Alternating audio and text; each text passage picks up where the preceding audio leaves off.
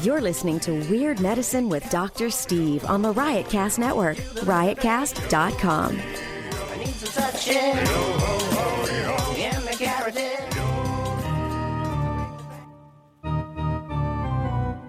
I've got diphtheria crushing my esophagus. I've got Ebola virus dripping from my nose. I've got the leprosy of the heart valve, exacerbating my incredible woes. I want to take my brain out and blast it with the wave, an ultrasonic, echographic, and a pulsating shave. I want a magic pill for all my ailments, the health equivalent of Citizen Kane. And if I don't get it now in the tablet, I think I'm doomed and I'll have to go insane. I want a requiem for my disease, so I'm paging Dr. Steve. Dr. Steve. It's Weird Medicine, the first and still only uncensored medical show in the history of broadcast radio and all podcast. I'm Dr. Steve with my little pal, Dr. Scott, the traditional Chinese medical practitioner. Keeps the alternative medicine wackos at bay. Hello, Dr. Scott. Hey, Dr. Steve. And she who will do most anything for a glass of expensive wine, it's Lady Diagnosis, everyone. Hello, Dr. Steve. And we have our new friend, and she's actually not new, but she's returned from sabbatical, Jenny McKinney. Hey, Toots. This is a show for people who never listen to a medical show on the radio or the internet. If you've got a question you're embarrassed to take to your regular medical provider, if you can't find an answer anywhere else, give us a call, 347-766-4323. That's 347-POOHEAD. If you're listening to us live, the number is 754-227-3647. That's 754... 22 penis. Or... Bare nip. Well, okay, I was going to have Jenny do that one, but that's okay. Sorry. That's okay. I don't share well. Plus, I'm in your seat, so. Follow us on Twitter at Weird Medicine, Lady Diagnosis, and Dr. Scott WM. Jenny's not on Twitter yet. Visit our website at drsteve.com for podcast, medical news, and stuff you can buy, or go to our merchandise store at cafepress.com/weirdmedicine.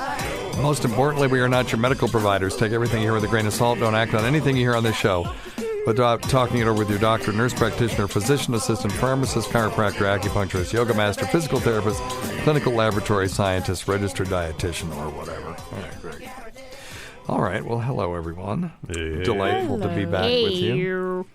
We still got some friends on the checking us out here. Okay, tonight. very good. Yeah, let us know about the audio on if you're listening to us live. Otherwise, if you're not listening to us live, don't worry about it.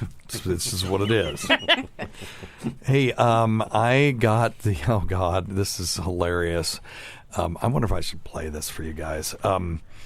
I got the first version of the ad that I did for that guy for the synthesizer company, sure. Phonic Bloom, and also you can check him out at geckologic.com. By the time this is released, it should be up there.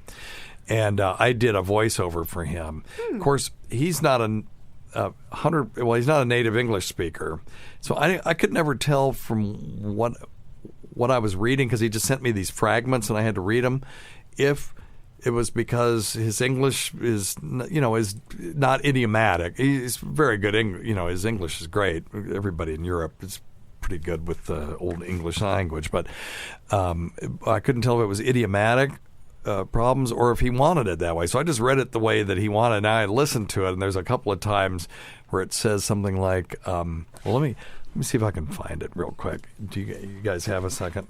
Oh, yeah. Sure. What else you got to do? Take a nap. Yeah, Dr. Scott loves comic book movie talk, God. And then he loves synthesizer talk. So let me see if I can. Moog Fest. Should we talk about Moog Fest? Yes, we should. Oh, yeah. You want to talk about Moog Fest? Okay. I want details. That damn comic. Oh, hellfire. Y'all missed it the damn last Comic-Con. time we did this. It was in the dark, and it was glowing. We were camping in the Wicklow Mountains, one of Hibernia's remaining primordial forests. Once roamed by mighty beasts, their bones we find in the bogs full of black tar. The moon was full. I strayed from the campfire, hoping to see the glowing eyes of a woodland creature, a fox, or maybe a badger. But I met none that day. I found something else. You kind of got to see the graphics with it, but anyway, I'm opening up this box that's glowing green, and it's actually the gecko loop sense, but he's doing it as if it was Maybe an you alien saw the leaked footage. technology. Authorities deny it exists, claim it was a student project. Honey badger? We believe those specimens were their stray pets. Perhaps not the dominant species. Yeah, they're tough. The skull's too small to host brains capable of creating technology advanced enough to be indistinguishable from magic. Defying explanation. But after many months, we succeeded. And all the So sounds. is this for a movie or a book? No. or- Okay, It's a sorry, you weren't commercial here. It's a for- commercial for his new synthesizer. Oh, okay. And that's how he's paying me, is in synthesizers. And actually, I would have done it for nothing, just for the pleasure of doing it. So anyway, but and if you want to hear some of his things, I did a 15-minute expose, an introduction on the his new Glow Phonic Bloom, or it's phonicbloom.com. It's PHONIC bloom.com. The Glow, the polyphonic whale thing, and it's on our YouTube channel, which is youtube.com/Lobsta Johnson, LOBSTA Johnson. So anyway, so here he's showing the technology. Succeeded in reverse engineering at least something. Bits and pieces slowly coming together, and after great success of the first approximation, we took a few more steps so we can make more copies for you faster, better, thinner, cooler, sharper, reliable engine with close to zero emissions and microphones sensitive enough to collect noises from another box that is powered off. This is not your usual Friday project. The Master DI. Anyway, Wow. but check it out at geckologic.com, and you can see all the visuals and stuff. He had somebody like make these fake monsters and stuff, and like they're in a vat and things like that. It's just so crazy. And then he has an interesting sales technique. Well, listen to this, and I'll play this part where he says, putting the kit together is nearly impossible. DIY kit may take weeks to complete. An day project. The Master DIY kit may take weeks to complete, and only a handful of people have succeeded so far. That's great. Oh, well, I'll just rush out and buy one of those. But actually, I did, because that actually sounds like fun. Putting your own effort into making surely creates a better connection between you and the instrument. The open source nature hopes to... Okay, anyway. All right, just check it out. Gecko Logic. GECHO Logic.com. So, but that was fun to do. Did you do the music behind it? No. He did. With those. He did? That's his little okay. box. Yeah. Okay. It's the coolest little thing that you've ever seen. It's just I'll show it to you. It's in there. I've got the version 1. It's a box that's like 3 inches by 4 inches by 3 inches, something like that. It's not super big, yeah. Wooden rectangle, and it's all basically in software. And it's got a looper and a delay, and then it'll change pitches, and it just has you can program it yourself. Yeah. And it just does a bunch of really cool things. I brought all that shit that's out there. I brought a ton of it to Moogfest, and the only thing people were actually interested in playing with a lot was the Gecko Loop synth. All my other stuff just kind of sat there, so it was kind of cool. So anyway, hopefully we can get him in here. I'd like to get him to Moogfest one year, and he'd sell 1 million of them. He really would. Well, anyway, what were you talking about? Why were we going there? I have no clue. No clue. Oh, okay. I'm sure it was good, though. Probably really important stuff. Oh, I'm sure. Okay, well, don't forget to check out Dr. Scott's website at simplyherbals.net. That's simplyherbals.net. It is allergy season, and he's got the best nasal rinse on the market. If you want to lose weight with me and gain penis length if you're a guy, and I don't know what happens if you're anatomically not a male as far as weight loss, but you feel better. Mm-hmm. You don't gain penis length if you don't have a penis. Oh, that's right. But maybe it makes your box make music like we just heard. Maybe that's okay. Well, there's a different kind of box. She works. But check it out. Check out the method I used at noom.drsteve.com. noom.drsteve.com. All right. Well, what do you want to do? Let's just answer some. Oh, do you have some medical stories there, Jenny McKinney? Yeah. So I went to, I did a foot detox a few times, and okay. Yeah, keep going. Keep going. Hurry, talk faster. Talk faster. Don't stop.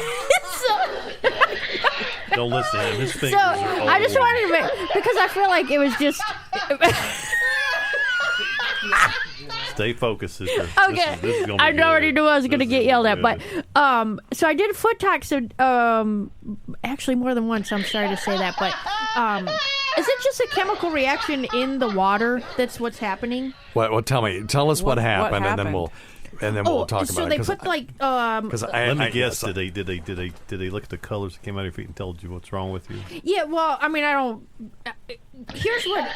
So I worked at a soldering, a circuit board manufacturer for 20 years. Yeah. And so I feel like I just didn't feel good, and then I went to the little salt therapy place, but they were doing a foot detox, and so I thought, well, I'll just try it, and it was so nasty. Whatever was happening, I don't know what was happening in the tub, but it was so disgusting, because it would turn different colors. Right.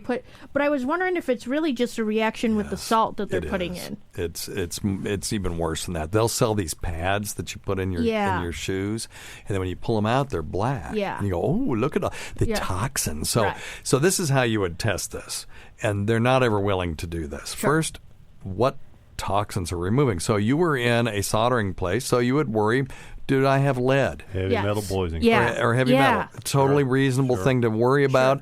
When you're soldering those things, the vapors that go up are not metal vapors, though. Okay. They are, and now if you're welding, it can happen. But sure. soldering, what you're getting is the rosin core is what you're smelling. But, okay, so let's say, let's hypothesize that you work in a soldering place and you have heavy metal exposure and you're worried that you've got some accumulation. So first, one thing that you could do is test that. That's testable. Very easy to test. So we have to define what our endpoint is. And our endpoint is we're going to be removing lead from your system.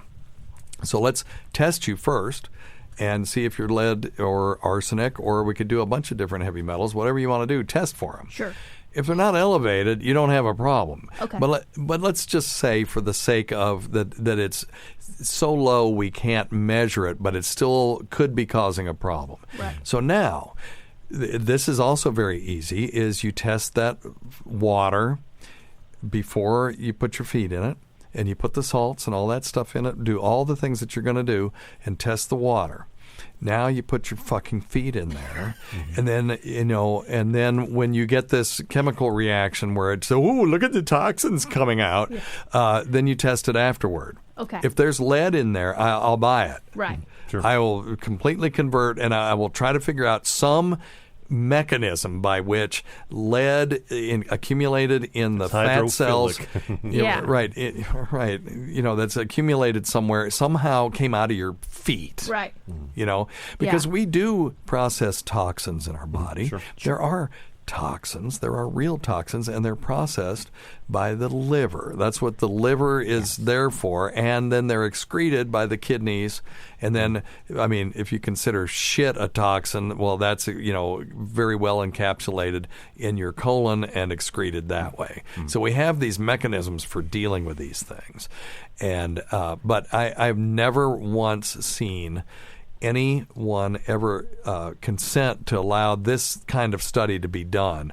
And then they'll go, well, it's other toxins. Well, okay, what are they? Right. Then what are they? We got to be able to measure it. Yeah. Because if you can't measure it, then it's just bullshit, right? Yeah. Well, it's toxins we don't know about. It's negative energy. Now what the hell is that? Well, I'm manipulating your bioenergy fields. Measure them. Just measure them. Right. Show me that they exist, first off.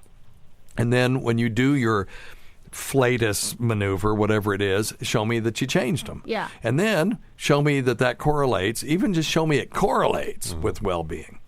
The well-being we get from these things. And I'm not talking about what Dr. Scott does, because there's actually excellent data based on many of the things that he does. So I'm excluding him. I'm just talking about these malarkey things that are out there. Sure. The benefit, there's real benefit. People do feel better. But it's that cryptogenic placebo or cryptogenic therapeutic effect, which is a kind way of calling it a placebo effect. Okay. I wrote an article in the medical literature just saying we should stop calling things placebos, because people don't like that. Yeah.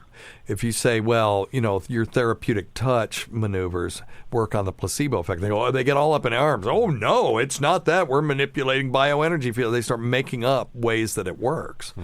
But if we call it the cryptogenic therapeutic effect, I think most people would be like, well, yeah, we don't know how it works. I would rather people say that. We just know people feel better afterward. I have no problem with that. Right.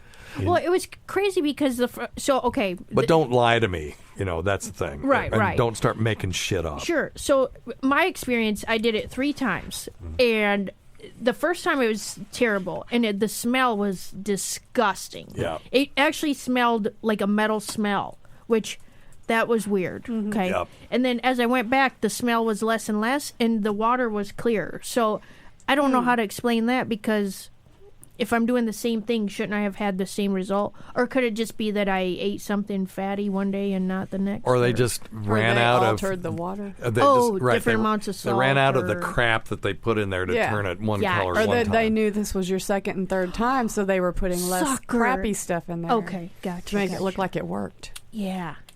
Okay, Exactly. So- Yeah. I got you. That's why I wrote it down to ask. So I'm glad you did. I'm looking at science-based medicine. Just guessing. Now, listen, Yeah. but you could have felt a lot better from those. Oh, Yeah. absolutely. You could. But as far as it actually Oh, pulling it could be something- acupressure Could be or just the anything, healing did it shit. bubble and stuff too? Sure. And just See- soaking Yeah. your feet feels good. Well, that's what I was going to say. It's Yeah. probably just relaxing, and then Okay. There's a lot that Dr. Scott does that is just that deep relaxation, which no one can say that's bad for you. Oh, it's really good. Yes. And then there is data for acupuncture in certain things. Like Dr. Scott would be the first to tell you he's not curing cancer No, hell. with acupuncture. There are people out there that will, promote it for that. Sure. But, But I help people like you treat. That's exactly when they right. feel bad, That's exactly right. Yeah. Get medicine. I help them feel better. That's right. Right. He can help people get through their treatments or just feel better. Yep. When Dr. Scott and I first started working together, I was doing primary care. And he would come on Tuesdays, and I would send him all the people that I saw that were sort of walking wounded that they felt bad, but I couldn't figure out why. It failed antidepressants. They didn't have hypothyroidism. Their testosterone was okay. Whatever it was, they were okay. All their labs and all that stuff. I didn't have a diagnosis for them, but they'd go see him, and he'd always have a diagnosis because people want their condition to be named, even if it isn't some Western diagnosis. Right.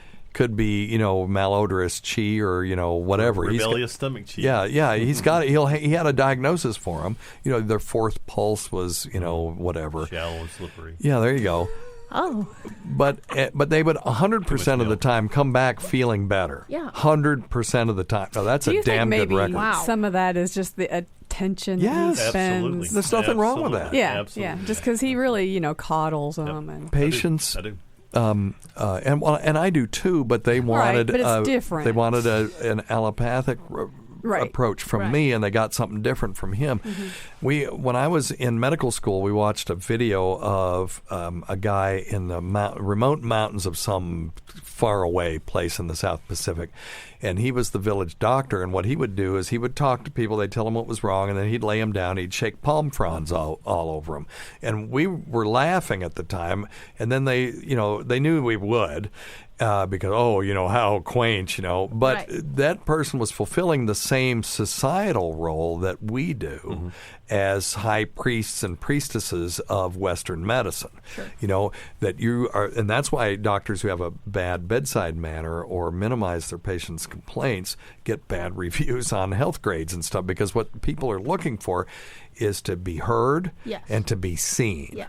To be seen as human beings and to have their complaints heard. Right. And actually treating it is almost secondary in a lot of cases. Yes. And Scott and I both know that 90% of all of our patients are going to get better if we did nothing. Anyway, right. It's that 10% where we really can do stuff, and he's got his 10% that he can do things that I can't do, and I've got my 10% that I can do things that he can't do. But anyway, yeah. So it is very interesting, and so I have no doubt that you felt better after having that done. I'm looking at a science-based medicine. This is one of my favorite websites for stuff like that. And it says, of course, we're assaulted by toxins on a daily basis. Everything's potentially a toxin, as the saying goes. The dose makes the poison. Some things are toxic in tiny doses, while others would require a significant dose to cause problem. Even water is toxic at a high enough dose, like 10 liters a day. You can kill yourself. So the natural world basically wants to kill us. Plants evolve toxins to protect themselves from being eaten. And that's why animals evolve mechanisms to process and remove toxins that get into their system. So our primary function of our livers, which are giant chemical factories, is to filter out anything potentially toxic from the blood, metabolize it, and then excrete it, either through the feces or urine. Okay, toxins are filtered from the blood from the kidneys, as we already mentioned, and a healthy liver and a pair of kidneys are all most of us need to sufficiently detox. So now, if they don't work, then, or if you ingest a poison, that's a whole other thing. So now the detox scam is hijacked for clever marketing worthless products and treatments, like much of what happens under the umbrella of so-called alternative medicine. A successful marketing slogan is more important than science or evidence. Detox is frequently attached to many dubious treatments as hand-waving explanation for how they allegedly work. And so some detox treatments include coffee enemas with the idea that toxins get clogged up in the colon. I'm sorry, coffee enema? Yeah. Oh, yeah, that's one. That's So you're going to be up for a week, but your beehole will be cleaned out. There you go. Yeah. And here you go. You can also detox, and by which I mean waste your time and money accomplishing nothing by soaking your feet in a bath.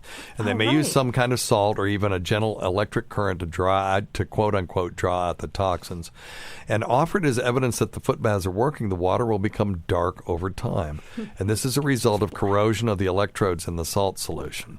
Detox foot pads are similar and often also offer discoloration of the pads as evidence they're working.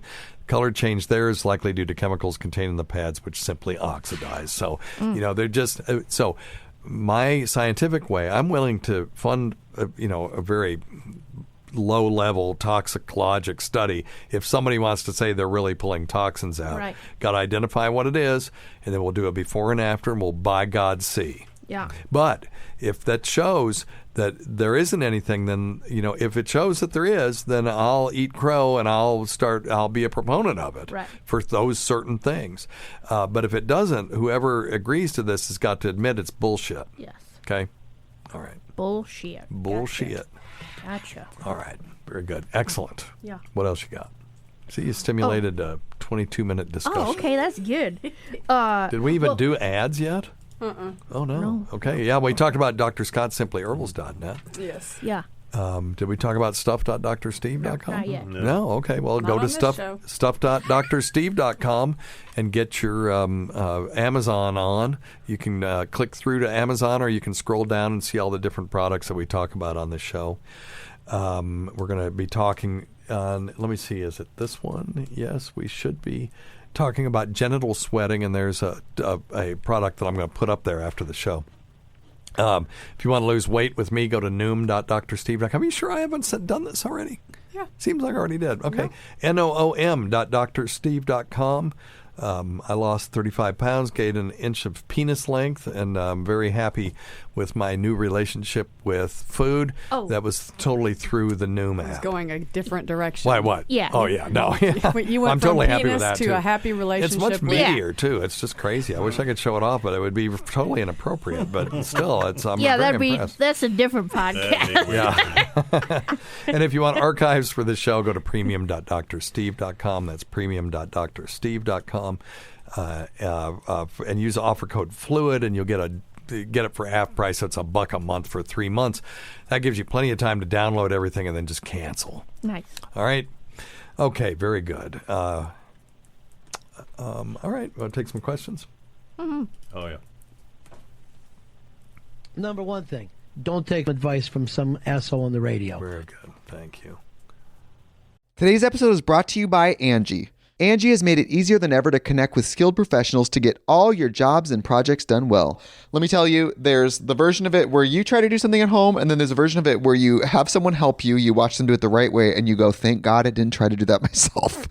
I have fully done things around the home that I think look good, and then a bang in the night, and I wake up to a shelf collapsing, a painting falling off the wall. Like I've seen it all go south. I own a home, and I can tell you, I know how much work it can take. Whether it's everyday maintenance and repairs or making dream projects a reality, it can be hard just to know where to start. But now all you need to do is Angie that and find a skilled local pro who will deliver the quality and expertise you need. Whatever your home project, big or small, indoor or outdoor, you can Angie that and connect with skilled professionals to get the project done well. Right now, one of my wish lists is I want a bike for my condo in Milwaukee, and I would love to rig it up on a pulley in the ceiling because I have one of those like lofted ceilings, but I'm so scared to try that on my own. Angie has 20 years of home experience, and they've combined it with new tools to simplify the whole process. Bring them your project online or with the Angie app. Answer a few questions and Angie can handle the rest from start to finish, or help you compare quotes from multiple pros and connect instantly, which means you can take care of any home project in just a few taps. Because when it comes to getting the most out of your home, you can do this when you Angie that. Download the free Angie mobile app today or visit Angie.com. That's ANGI.com. Well? Hey, Dr. Steve, I was just wondering, why is it that I always have to piss right after I fuck? Never fails. I get done, and it's like I have to go to the bathroom. Yep. I mean, I'm not complaining. It gives me the perfect opportunity to dispose of the condom before we do our postcoital cuddle. I just was wondering why I always have to piss. Yeah. Why does he? You know, this is very interesting. So at first I was going to tell him about spasm of the bladder and the urethra after, postcoital, when this sort of thickish liquid passes through the urethra. It kind of wants to get rid of it, and so sometimes you'll get some spasm. It'll cause you to feel like you need to urinate. Also, it can make it feel like it's burning, and if it does, dip your penis in just a glass of warm water, not hot water, just warm water, and that'll calm it down, and that feeling will go away. But I started thinking about a study that was done recently, and we've talked about it on the show. When I say recently, in the last 5-10 years, looking at women who have coital incontinence. Mm-hmm. These are so-called squirters. Women can either have female ejaculation or they can have coital incontinence. And coital incontinence, people will say, well, it's quote unquote just piss. It's not just piss, though. It is fluid that's expressed from the bladder, but it's not urine in the sense that we think about. Urine is waste products from the bloodstream to the kidney. This fluid is, yes, it's water, and it's in the bladder, but it's not waste products from the kidneys. What it is it's generated during sexual stimulation by some women, and their bladders fill up ultra quickly with this very dilute water solution. And there's almost no urea in it. That's why people say, no, I know it's not piss because it doesn't taste like I would think piss would taste like. It's almost all free water. Now, we know from talking on this show over the years that men and women are basically the same damn thing, as far as genetically. Genetically, all of our chromosomes except for one are the same. And that's why men have nipples and women have nipples, and men have prostates and women have Skene's glands. There are just a few things that differentiate us. Besides all the, men are sane and women are crazy as fuck. And there you go. I gave that to myself. Right. Gave that to myself. 2019. All right, Harvey. But anyway, so I thought that maybe there are some men that have the same issue, that when they get sexual stimulation, they would form this highly dilute urine, and they would need to urinate afterward, because men have a mechanism to keep them from just discharging fluid during intercourse. Mm-hmm. It's really hard to urinate when you've got a fully erect penis, because there's a mechanism that just shuts down the communication between the bladder and the urethra at that point. Because that's not advantageous to procreation, is to be washing out the semen that you're putting in there. Because we forget that sex was actually designed for procreation. We forget that. Most of the time we're having sex, it's just fun. Mm-hmm. And it feels good. But, and Round chicken. But yeah, that's right. Wait. Well, oh shoot! I see. I've lost the music. Oh, there it is. There you go. That's better. So, sex is actually designed for procreation. So there are physiologic things that are also designed to kind of, and when I say designed, I'm using that word very loosely, that function to promote that. And one of those is not being able to urinate inside a female while you're also trying to, impregnate them, because it acts like a douche, and it would decrease the semen load and all that stuff. And so that's just sort of my hypothesis why it's so hard to urinate when you've got a full erection. But then she'd punch you in the nose. I was going to say. It'd just be gross. Unless they're a squirter, and then they wouldn't know the difference. Oh. And don't you think, though, Dr. Steve, for men, though, with the because you have all that pressure built up back into the bladder, and the prostate's kind of choked off. When it all finally does relax, there probably is a bit of a vacuum where the urine does want to come out, and there's probably some residual semen left over in your urethra. Yeah, and you're washing it out. And you're washing it out. You got to go pee-pee. But I think some of these men, may have that same reaction, that they're developing very dilute urine in their bladders, and that just needs to be discharged afterward. And that would be very easy to test. To just have them piss before, empty their bladder, and then the way they did this study was they actually had an ultrasound on these women while they were being railed by a dildo, and then they could watch the fluid accumulating in the bladder. Which, what a study that was! It's all about the fluid. Yeah, it's for science. And but you could do the same thing in these dudes too. You'd have to attach an ultrasound to the abdomen right over where the bladder is and see if it fills up, and then have them piss afterward and see if the specific gravity is close to water. You got it. Yep. That's basically a done deal. And that would be, I want that called the Dr. Steve phenomenon, because to my knowledge, I'm the only person that's ever hypothesized that. Well, we need to test that. Yep. Yeah. We need dudes that have that. We need this guy to call back in and see if he's willing to do this study. And we would have an N of 1, but if we could find some other people, right? Anyway, all right, because men are very much like women in that regard. All right.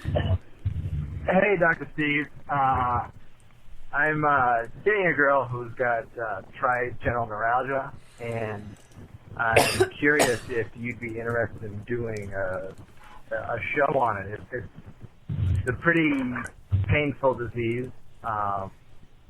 It's also known as, in some circles, as the suicide disease. It's extremely painful. It affects a lot of people.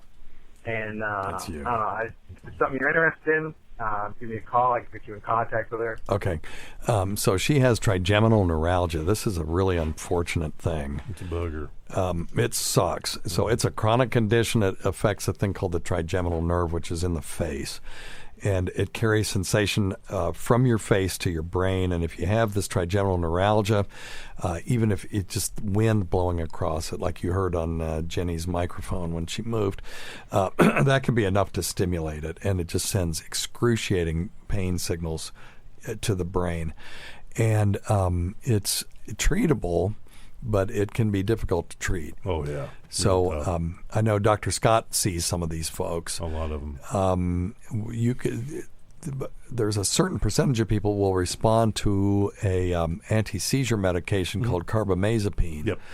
And when it works, it's like magic. Yes. But it doesn't work all the time. So, but you got to try it. You get that, and Neurontin too is used quite often. It can or gabapentin. Gabapentin can be really beneficial. So carbamazepine basically just quiets down those nerve fibers. And, think of it like, this excessive sending of nerve signals is sort of like a seizure, so you're stabilizing that membrane and stopping it from sending too many signals to the brain.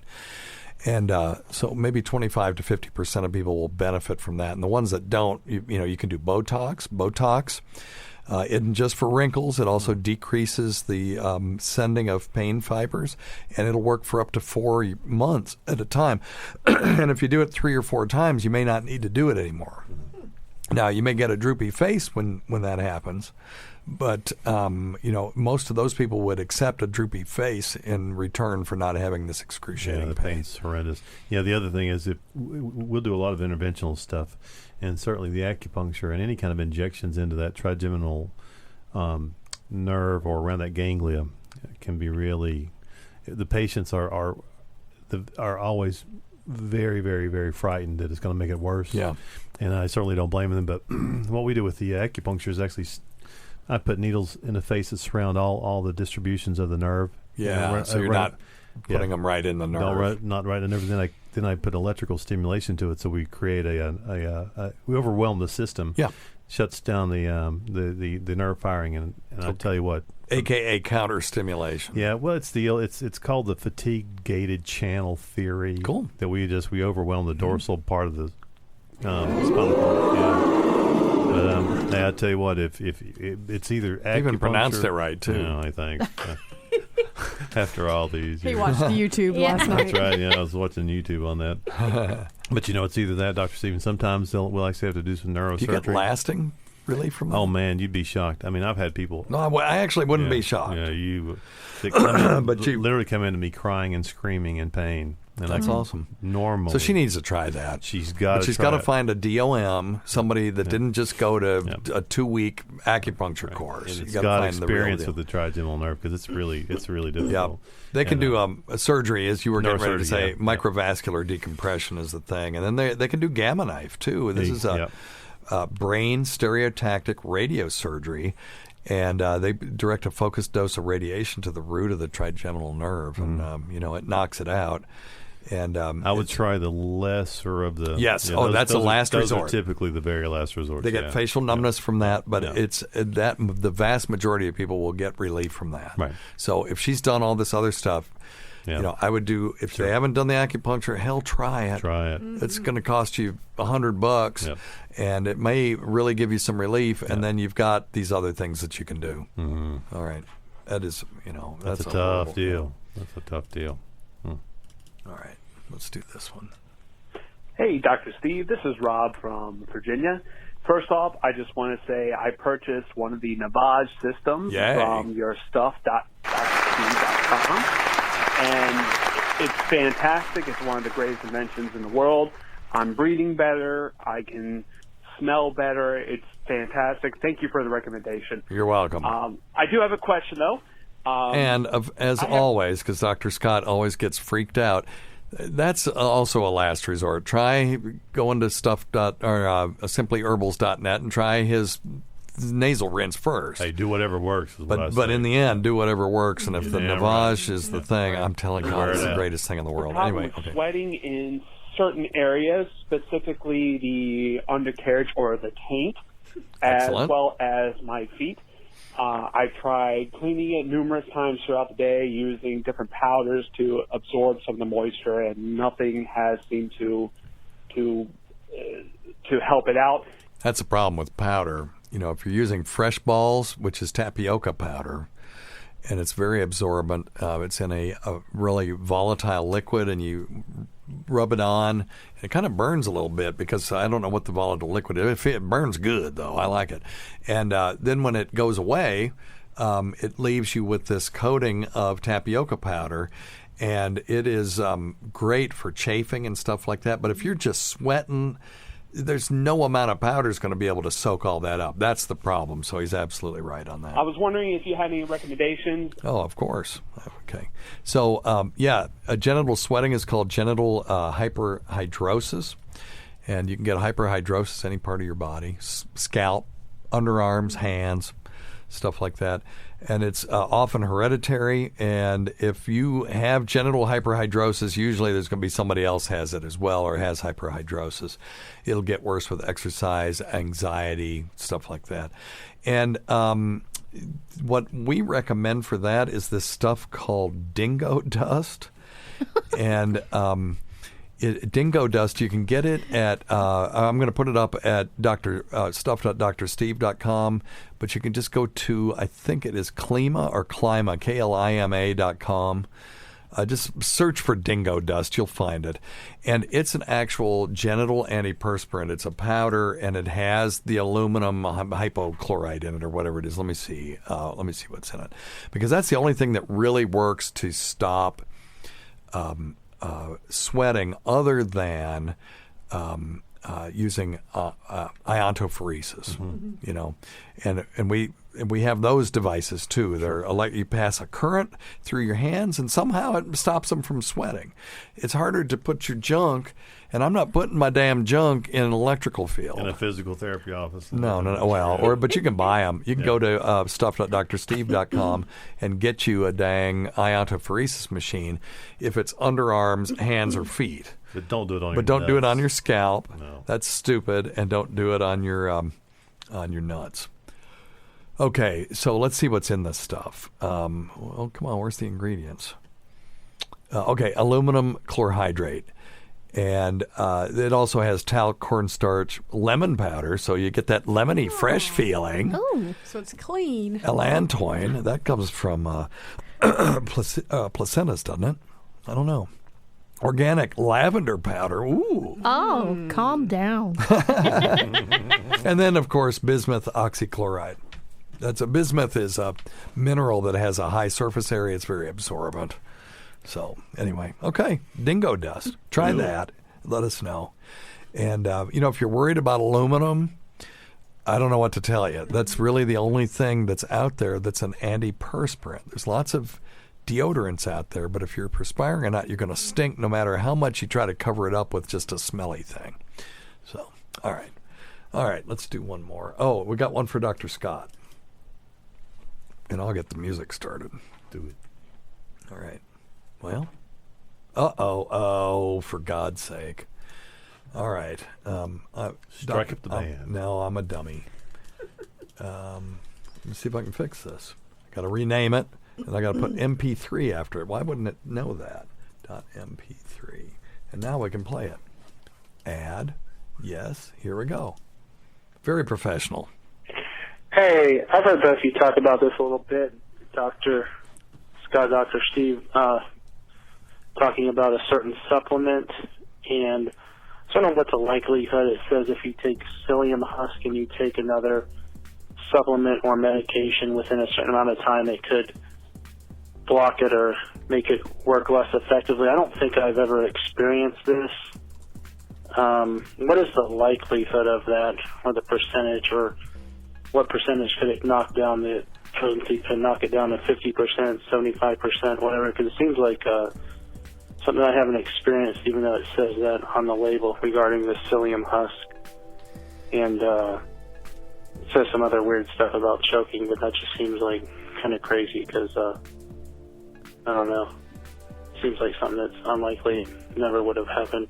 So, curious about the psyllium husk warnings. Thank you. Yeah, okay. It's a great question. So really, psyllium is just kind of food, right? Psyllium is in Metamucil, and it's used as a fiber supplement for constipation or just as a bowel normalizer. We prefer Citracel, but it's methylcellulose because it's less gassy. Methylcellulose, the bacteria in your gut can't process it, so they don't produce gas. But if you're doing psyllium, what you want to do is just go to drugs.com, and they've got an interaction checker, and there are some interaction with psyllium, but it's going to be all stuff that would have the same interaction if they were taken with food, right? I think. I don't think there's any specific chemical interactions with psyllium. But, things like aspirin, Benadryl, calcium, things like that may be affected. Or decrease the potency, right, sure. That's right. So you just got to look at the particular drug that you're taking, but that's a great resource. Sure. The other thing that you can do, if you're interested in drug interactions, is to go to Epocrates.com. Epocrates, that's Epocrates. It's like Epocrates. And just get you don't have to be a physician or a pharmacist. Get a free membership. And then they've got a drug interaction checker. You can put all your drugs in and double check with that the pharmacy's doing their job. It's pretty cool. All right. Right on. All right. All right, everybody. Thank you, everyone. Another week gone by. Thanks to Dr. Scott, Lady Diagnosis, Jenny McKinney, who has some comedy shows coming up. You got anything? This one's going to be the 12th of June, so you got anything peripheral to that? No, just the one in July 5th. July 5th. Yeah. And that's Oak Ridge. in Oak Ridge. Somewhere in Oak Ridge. Yeah. We don't know where yet. Comedy at the Grove. Okay, Comedy at the Grove. Yeah. There you go. And we got Rich Voss coming August 1st to Kingsport, Tennessee. Go to etncomedy.com for more information, or go to facebook.com/etncomedy, or just email me. We can't forget Rob Sprance, Bob Kelly. Oh, no, we're out of... Oh, shoot. Well, never mind. Well, I'm just going to run the damn music again because we got more to talk about. I got to make a longer outro because I'm just damn... Wordy as hell. Verbose. Yeah. All right. Well, we can't forget Rob Sprance, Bob Kelly, Greg Hughes, Anthony Cumia, Jim Norton, Travis Teft, Lewis Johnson, Paul Ofcharsky, Eric Nagel, Roland Campos, Sam Roberts, Pat Duffy, Dennis Falcone, Ron Bennington, and Fez Watley, whose early support of this show has never gone unappreciated. Listen to our SiriusXM show on the Faction Talk channel, SiriusXM channel 103, Saturday at 8 p.m. Eastern, Sunday at 5 p.m. Eastern on demand, and other times at Jim McClure's pleasure. Many thanks go to our listeners whose voicemail and topic ideas make this job very easy. And go to our website, drsteve.com, for schedules and podcasts and other crap. Until next time, check your stupid nuts for lumps, quit smoking, get off your asses, and get some exercise. And we'll see you in 1 week for the next edition of Weird Medicine.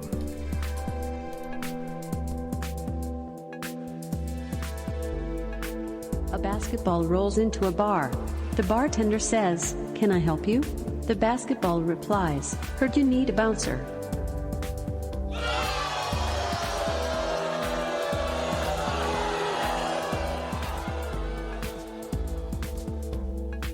Apparently Rapunzel was pretty tall.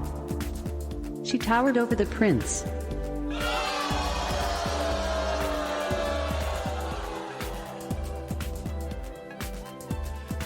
What happened when the marsupial applied for a mortgage? He didn't qualify.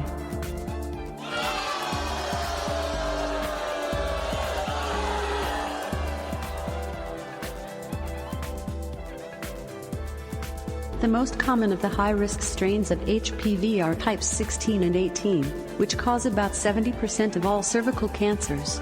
HPV can also cause other cancers, like head and neck, rectal, and cancer of the male genitalia. We have vaccines and condoms, people, so use them. For another fact, please say, "Tell me another fact." To quit, say, "Stop." The average 190-pound human produces 360 pounds of stool every year. That's a lot of crap. For another fact, please say, "Tell me another fact." To quit, say, "Stop."